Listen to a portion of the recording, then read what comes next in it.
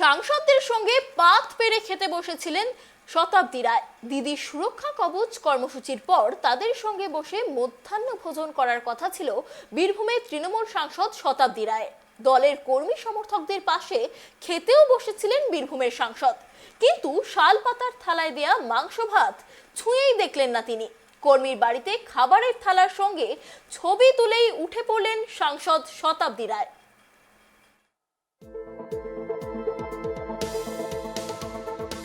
মধ্যাহ্ন ভোজনের রাজনীতি এ রাজ্যে নতুন কিছু নয়। শাসক বিরোধী সব দলের নেতারাই এই রীতিতে বিশ্বাসী।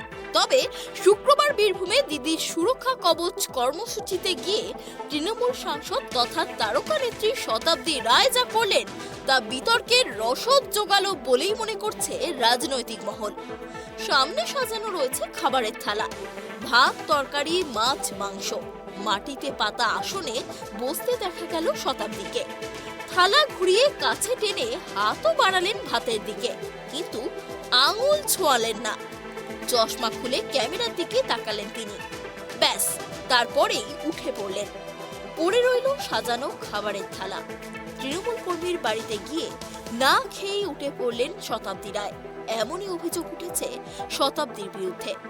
পঞ্চায়েত নির্বাচনের আগে জনসংযোগ বাড়াতেই দিদির দুধ কর্মসূচি শুরু করেছে তৃণমূল। গ্রামে গ্রামে গিয়ে মানুষের কথা শুনবেন দলের নেতা নেত্রীরা। শীর্ষ নেতৃত্বের পরিকল্পনা অনুযায়ী ময়দানে নেমে পড়েছেন তারা। সেই কর্মসূচিতেই এদিন বীরভূমের নিজের লোকসভা কেন্দ্রে গিয়েছিলেন সাংসদ শতাব্দী রায়। সকাল থেকে অভাব অভিযোগ শোনার পর বীরভূমের বিষ্ণুপুরের তেঁতুলিয়ায় তৃণমূল কর্মী সুজিত সরকারের বাড়িতে খাওয়া দাওয়ার ব্যবস্থা করা হয়েছিল। শুধু শতাব্দী নয়, দলের জেলা স্তরের নেতা নেত্রীরাও সেখানে উপস্থিত ছিলেন। বাকিরা বসে থাকলেও শতাব্দী কেন এভাবে থালা ছেড়ে উঠে পড়লেন তা নিয়ে প্রশ্ন উঠছে। এ ব্যাপারে সাংসদকে প্রশ্ন করা হলে তিনি এড়িয়ে যান। ওই প্রশ্নের কোনো উত্তর দেননি শতাব্দী। কিন্তু এই ঘটনা নিয়ে শাসক দলকে কটাক্ষ করতে ছাড়ছে না বিজেপি। বীরভূমের বিজেপির জেলা সভাপতি ধ্রুব সাহা বলেন, ছবি তোলার ছিল, তোলা হয়ে গিয়েছে, উঠে পড়েছেন। খেতে যে পারবেন না সে তো জানাই ছিল। উল্লেখ্য, কিছুদিন আগে মুখ্যমন্ত্রী মমতা বন্দ্যোপাধ্যায়কে হিঙ্গলগঞ্জে গিয়ে একটি বাড়ির উঠোনে বসে ভাত খেতে দেখা গিয়েছিল। ভাত খেতে খেতে পরিবারের সমস্যা নিয়ে আলোচনা করছিলেন তিনি। Bureau report, tribe TV.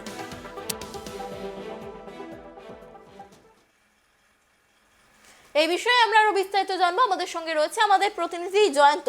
Jayanta, যেমনটা জানা যাচ্ছে যে আজ দিদির সুরক্ষা কবচ কর্মসূচিতে বীরভূমে গিয়ে মধ্যাহ্ন ভোজন করতে বসেও উঠে পড়লেন শতাব্দী রায়। ঠিক কি ঘটেছিল?